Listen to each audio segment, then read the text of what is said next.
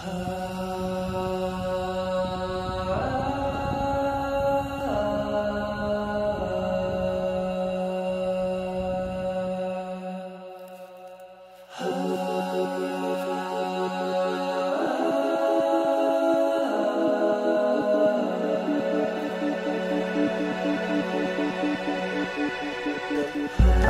den, jmenuji se Karel Pokorný a jsem členem církve Bez hranic ve Znojmě. Tato církev patří pod apoštolskou církev. A já bych se s vámi dnes chtěl sdílet o Noém. Z Bible víme, že Noé byl člověk, který přestál potopu. Dokonce Bůh o něm prohlásil, že z té generace, která žila, byl jediným člověkem, který byl spravedlivý, který byl věrný, který se Bohu líbil. A na popud Boha Noé postavil koráb, přišla potopa a zničila celý svět.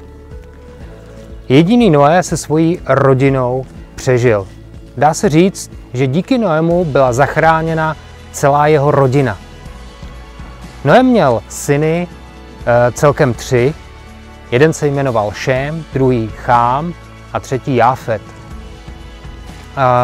Na Bibli se mi líbí to, že neglorifikuje žádného člověka.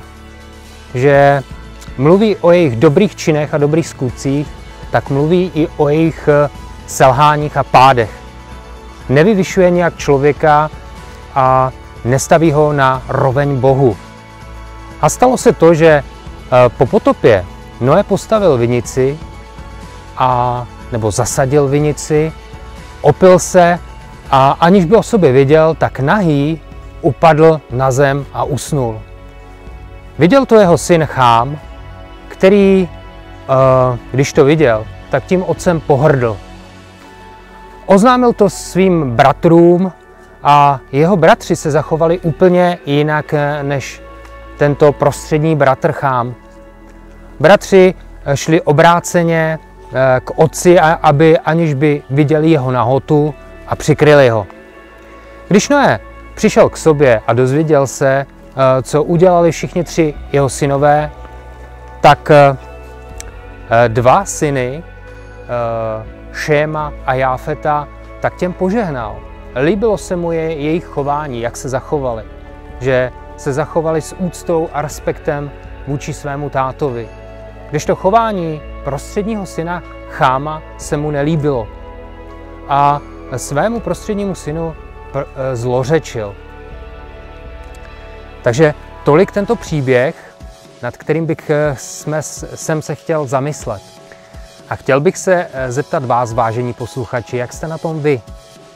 Jaký postoj máte k lidem, kteří jsou ve vedení a v nějakých věcech ujedou, v nějakých věcech padnou, když předtím udělali třeba něco dobrého nebo mnoho dobrého? Jaký postoj máte k lidem? Buď to jimi pohrdáte, nebo je dokážete přikrýt. Dokážete přikrývat jejich provinění. Stejně jako Šém a Jáfet, nebo se zachováte jako jejich bratr Chám. Je to jenom na vás, jakou cestu si vyberete, po jaké cestě půjdete. Jestli to cesta dobrořečení, nebo jestli to cesta zlořečení. Je to jenom na vás.